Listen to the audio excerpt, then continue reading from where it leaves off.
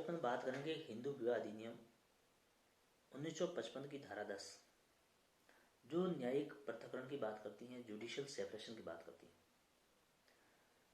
मैं आपको बता दूं पृथक्करण का मतलब क्या होता है। पहले तो जिस प्रकार से विवाह का मतलब होता है कि विवाह के दोनों पक्षकार एक साथ रहकर वैवाहिक जीवन का निर्वाह करें, और अगर वो दोनों पक्षकार वैवाहिक जीवन का निर्वाह करने में असमर्थ होते हैं तो फिर वो अलग अलग रहते हैं। इसे पृथक्करण कहते हैं।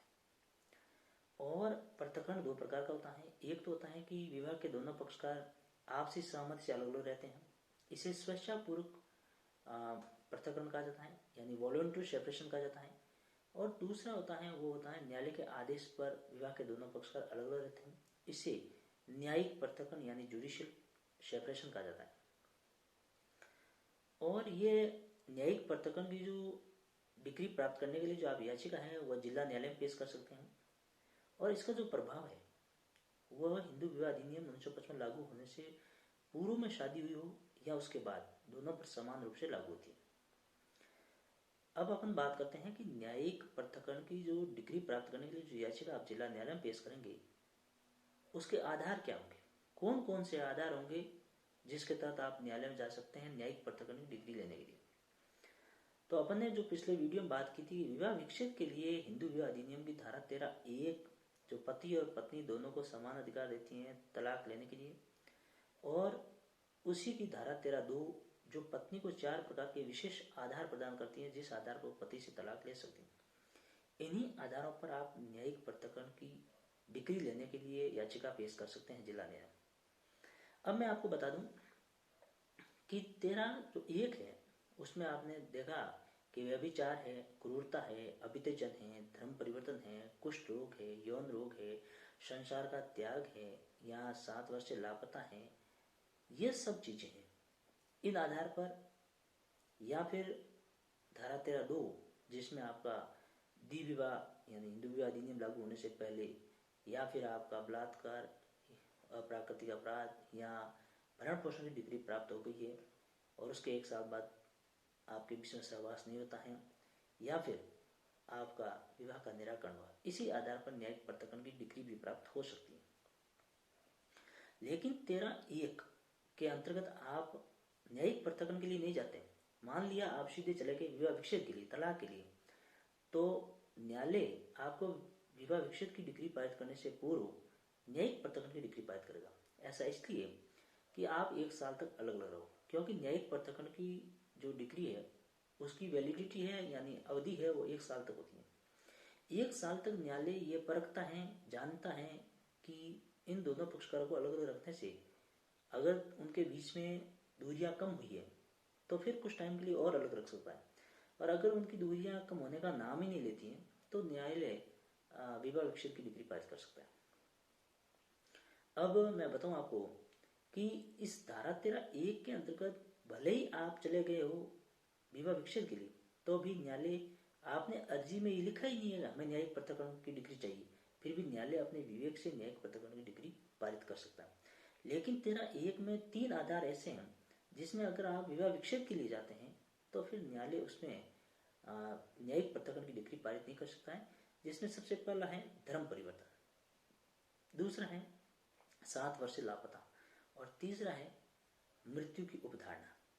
अगर इस आधार पर आप चाहते हैं कि वह व्यक्ति ने धर्म परिवर्तन कर लिया है, या वो सन्यासी बन गया है, या वो मर चुका है, इस आधार पर अगर विवाह विच्छेद की डिग्री पारित करते हैं तो उसमें न्यायिक पृथक्करण की डिग्री पारित नहीं की जाती, उसमें आपकी फिर तलाक की डिग्री होती है। अब मैं आपको बताऊं कि न्यायिक पृथक्करण की डिग्री पारित करने से फायदा क्या है और ऐसा क्यों किया जाता है। ऐसा इसलिए किया जाता है कि न्यायालय विवाह विच्छेद की डिग्री आनंद फानंद अगर जारी कर दे और वो पक्षकार जल्दबाजी में अगर न्यायालय का दरवाजा खटखटाया हो और उसको तलाक की डिग्री प्राप्त हो गई है, तो हो सकता है उनके बीच में मामला सेटल हो सकता था। इसलिए उसको कुछ टाइम दिया जाता है 1 साल का, ताकि उनके बीच में न्यायिक पृथक्करण अलग अलग रहे और वो ट्राई करें कि अगर उनके बीच में कुछ मामला सेटल हो जाए तो अच्छी बात है, ताकि किसी का घर न उजड़े। अब मैं आपको बताऊं कि न्यायिक पृथक्करण जब डिग्री जारी होती है तो उसमें कौन कौन से अधिकारों का क्या प्रभाव पड़ता है। सबसे पहला वैवाहिक जीवन है, आपका जो वैवाहिक बंधन है वो खत्म नहीं होता है, वो निलंबित होता है।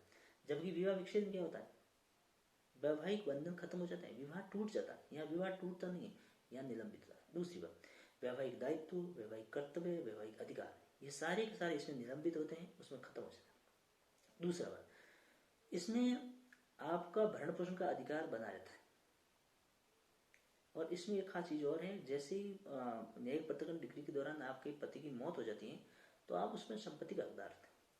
और इसमें आपको बाध्य नहीं किया जाता है कि आप अपने पति के साथ रहोगे, भले ही आप अलग रहो, आपकी इच्छा है आप साथ में रहे, और आपको इसलिए बाध्य नहीं किया जाएगा आप उसके साथ मैथुन करो या सहवास करो, किसी भी चीज के लिए बाध्य नहीं किया जाएगा। आपको केवल और केवल ऑप्शन दिया जाता है कि आप अलग अलग रहकर ट्राई तो करो, हो सकता है आपके बीच में कुछ इस तरह से प्यार आ जाए कि आप दोनों साथ में रहने लग जाए, तो किसी का घर नहीं उजड़े।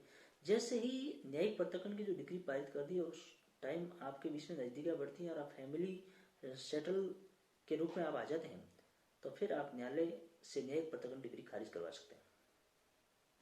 और खास बात इसमें यह है कि अगर न्यायिक पृथक्करण की डिग्री पारित की उस टाइम आप अगर द्विविवाह विवाह करते हैं, यानी दूसरी शादी कर लेते हैं, तो फिर द्विविवाह विवाह के दोषी होंगे, क्योंकि न्यायिक पृथक्करण में आपके वैवाहिक बंधन है वह निलंबित हुए, टूटे थोड़ी है।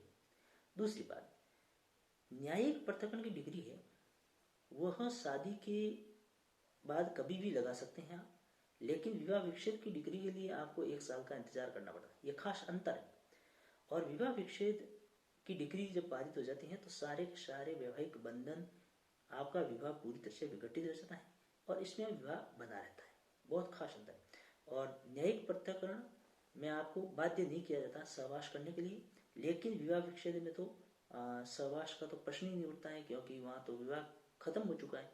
तो मैं आपको बता दूं कि हर जो विवाह विच्छेद होता है वह न्यायिक पृथक्करण होता है, लेकिन हर न्यायिक पृथक्करण विवाह विच्छेद होगा ये जरूरी नहीं, क्योंकि न्यायिक पृथक्करण विवाह विच्छेद की प्रथम सीढ़ी है जिससे गुजरना होता है विवाह विच्छेद के लिए। इसलिए न्यायिक पृथक्करण की अवधि 1 वर्ष के लिए रखी जाती है, ताकि वह दूर रखकर भी अगर परिवार बच जाए तो उनको विवाह विच्छेद तक जाने की नौबत ना आए और उनका परिवार बच जाएगा। इसे न्यायिक पृथक्करण कहा जाता है। ये एक निलंबित काल होता है, इससे ज्यादा कुछ खास नहीं होता। इसमें किसी प्रकार के अधिकारों का उल्लंघन नहीं होता है, केवल और केवल सारे के सारे अधिकार दायित्व आपके वो सस्पेंशन किए जाते हैं यानी निलंबित रखे जाते हैं। और अगर आपके बीच में मामला पूरी तरह से सेटल हो जाता है तो पुनर्जीवित हो जाते हैं, और नहीं होता है तो फिर विवाह विच्छेद की अर्जी स्वीकार कर दी जाती है और आपके सारे के सारे बंधनों को तोड़ दिया